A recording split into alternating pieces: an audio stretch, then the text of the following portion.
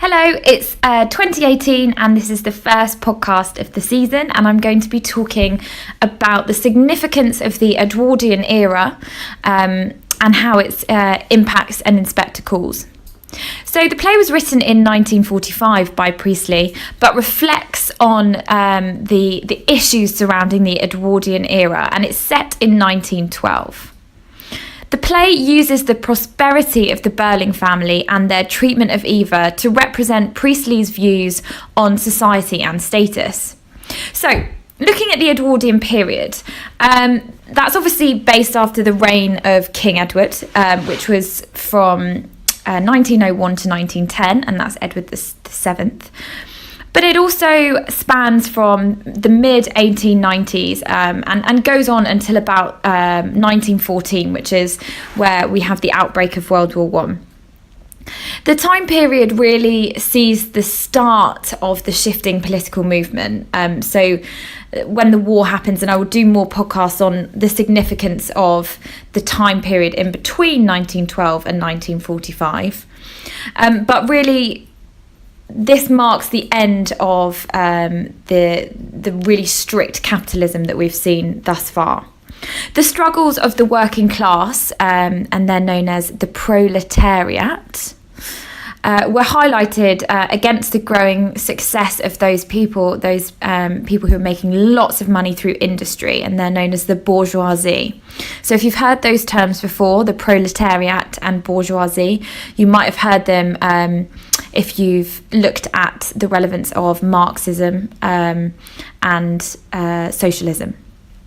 Edwardian society was conducted by a number of unsaid rules to keep that status quo, and it's those rules actually that we see being broken down through the inspector in an inspector calls, and those are the rules that Priestley really wants the modern audience and the 1945 audience to forget about.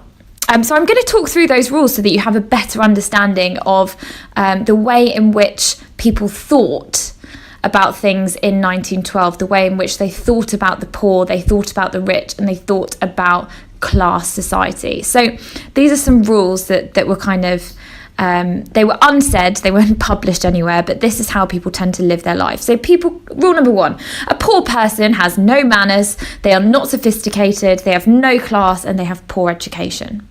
Number 2, a poor person cannot ever become wealthy. That would really shake things up. Number 3, rich and poor cannot mix. They can't have friendships, they can't have relationships. So when we see this with Eva and Gerald and Eva and Eric, again, that was a real social faux pas. So a social faux pas is something that should not be done. It is not acceptable. And number 4, this one I really like. A poor person should be grateful for all that the rich people do to help. And we kind of see that with Mrs. Burling, where we see her self-righteousness, and she doesn't see that even though she's supposed to be running a charity, something that's meant to help, she is so entitled that she dismisses Eva's case and refuses to help her, but she still doesn't think there's anything wrong with that, so these poor people need to be grateful for what they've been given by the wonderful wealthy. Number 5, the rich do not want to see or hear from the poor. They are just there to serve a purpose. Now we see this with Mr. Burling when Eva causes a fuss and goes on strike. He dismisses her. He considers her a troublemaker. Really, all she's trying to do is be heard and be seen and have the cause of the working class women be listened to. But again, that's not acceptable for Mr. Burling. It's not acceptable for people of his status to have to deal with their petty nonsense. So number 6, the rich employ the poor. That's the relationship between them. It is one of master and servant. It is one of employee and employer. Number 7, the rich can sack and punish a poor employee without any consequences. Well, we see that with Sheila, don't we, when Millwards sack Eva Smith really without cause. Now, in today's society, that just can't happen. We have unions, we have laws, we have protection in place to protect employees. and make sure that they are dealt with in a fair manner. Well, at least we try and make sure that happens. It's not always the case. Number 8, the rich are better than the poor. This is really the golden rule.